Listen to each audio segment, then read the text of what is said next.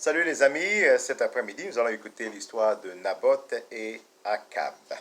L'histoire se trouve dans 1 Roi, chapitre 21.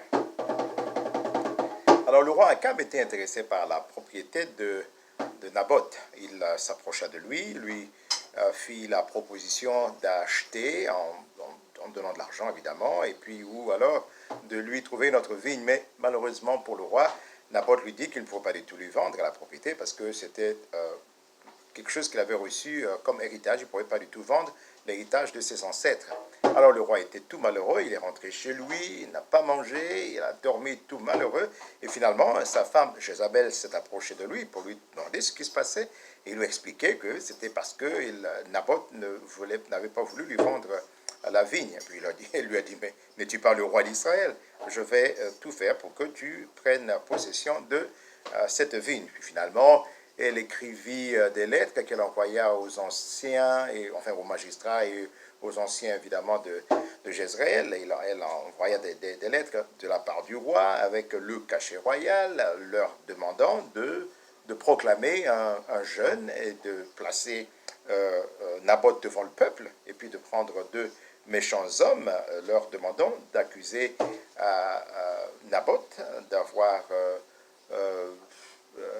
parler mal, d'avoir maudit Dieu et d'avoir maudit le roi. À partir de ce moment-là, on va le sortir de la ville, on le sort de la ville et qu'on le lapide.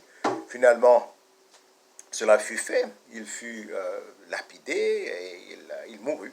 Et les magistrats et les anciens de Jezreel envoyèrent une lettre à Jézabel pour l'informer. Elle était heureuse, elle a envoyé son mari prendre possession de la propriété. À ce moment-là, Dieu parla à Élie et lui l'envoya pour aller parler au roi. Donc il arriva, parla à Akab, le roi, et finalement le roi le vit et dit, ben voilà, tu es encore après moi. Il dit, oui, je suis après toi à cause de ton comportement. Et finalement, la malédiction de Dieu est tombée sur la maison de Akab. Dieu le lui a bien expliqué. Et après cela, Dieu a précisé comment est-ce que Jézabel allait mourir au rempart de Jezreel. Et puis finalement, après que le roi ait entendu tout cela, il s'est humilié.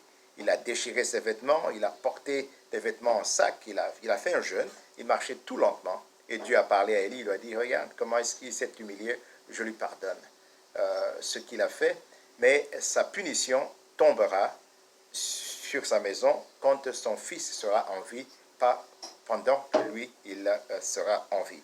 Voilà la fin de notre histoire qui se trouve dans 1 Roi chapitre 21, l'histoire de Naboth et du roi Akab. Au revoir et à la semaine prochaine.